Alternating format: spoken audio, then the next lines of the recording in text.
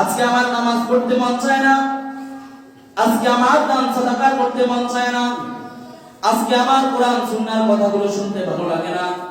কারণ হলো মুহাদ্দিসিনে কেরাম লিখেছে, গুনাহ করার কারণে আল্লাহ পাক রব্বুল আলামিন সর্বপ্রথম বান্দার উপর যে আযাব চাপায়া দেন, সেই আযাব হলো বান্দার কলব থেকে আল্লাহ তাআলা ইবাদতের স্বাদ উঠিয়ে নিয়ে যায়। আল্লাহ রাসূল সাল্লাল্লাহু আলাইহি ওয়াসাল্লাম বলেন, ইযা আযনাবাল আবদুল কিদা ফি কলবিহি নুকতাতুন সাওদা, বান্দা যখন গুনাহ করে ওই গুনাহের কারণে বান্দার কলবের মধ্যে কালো দাগ পড়ে যায়।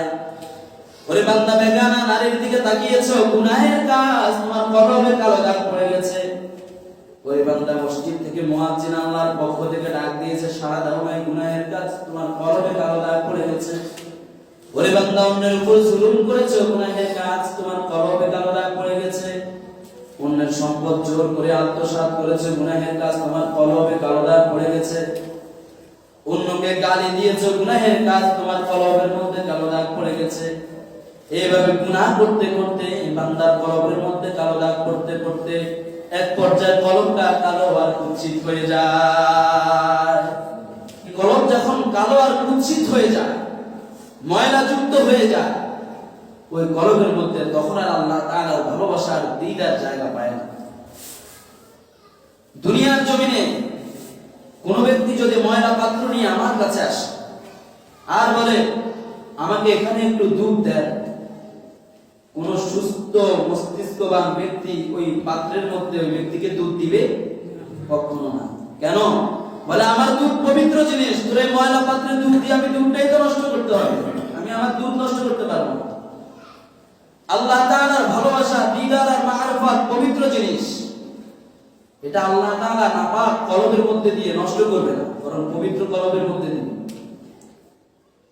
আর ওই কলবকে যদি পবিত্র করতে হয়, তাহলে রাসূল সাল্লাল্লাহু আলাইহি ওয়াসাল্লাম বলেছেন, প্রত্যেক বস্তুর মাজন আছে।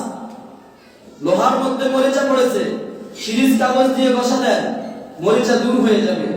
কাপড়ের মধ্যে ময়লা লেগেছে, সাবান কিংবা অন্যান্য কোনো ক্লিনার্স দিয়ে ঘষা দেন, কাপড়ের ময়লা দূর হয়ে যাবে। ঠিক তেমনি ভাবে কলবের মধ্যে গুনাহের ময়লা লেগেছে, ইস্তেগফারের আমল দিয়ে ঘষা দেন, কলবটা পবিত্র হয়ে যাবে। গুনাহের কাজ করে ফেলেছো বান্দা, বেশি বেশি ইস্তেগফারের আমল করো। আল্লাহ রাসূল সাল্লাল্লাহু আলাইহি ওয়াসাল্লামের জীবনে কোনো গুনাহ নাই, তারপরেও 70 থেকে 100 বার পর্যন্ত রাসূল ইস্তেগফার করতেন। আর আমাদের যাদের গুনাহের কোনো অভাব নাই, তাদের কি পরিমাণ ইস্তেগফার করার দরকার। এজন্য হাঁটতে চলতে উঠতে বসতে সব সময় পড়েন, আস্তাগফিরুল্লাহ আস্তাগফিরুল্লাহ আস্তাগফিরুল্লাহ, আল্লাহুম্মা ইন্নী আতুবু ইলাইহি, আল্লাহুম্মা ইন্নী আতুবু ইলাইহি। ওগো আল্লাহ, আমি আপনার কাছে তওবা করতেছি। আল্লাহ তাআলা বলেন, ইন্নাল্লাহা ইউহিব্বুত তাওয়াবিন, আমি আল্লাহ তওবাকারীদেরকে ভালোবাসি। হাঁটতে চলতে আল্লাহর কাছে তওবা করেন, কলব থেকে গুনাহের কালো দাগ দূর করে দেন, দেখবেন আল্লাহ তাআলার ভালোবাসা, মারিফত, দিদার আপনার কলবে জায়গা করে নেবে।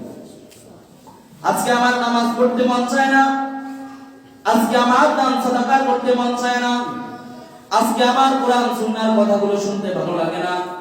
কারণ হলো মুহাদ্দিসিনে কেরাম লিখেছে, গুনাহ করার কারণে আল্লাহ পাক রব্বুল আলামিন সর্বপ্রথম বান্দার উপর যে আযাব চাপায়া দেন, সেই আযাব হলো বান্দার কলব থেকে আল্লাহ তাআলা ইবাদতের স্বাদ উঠিয়ে নিয়ে যায়।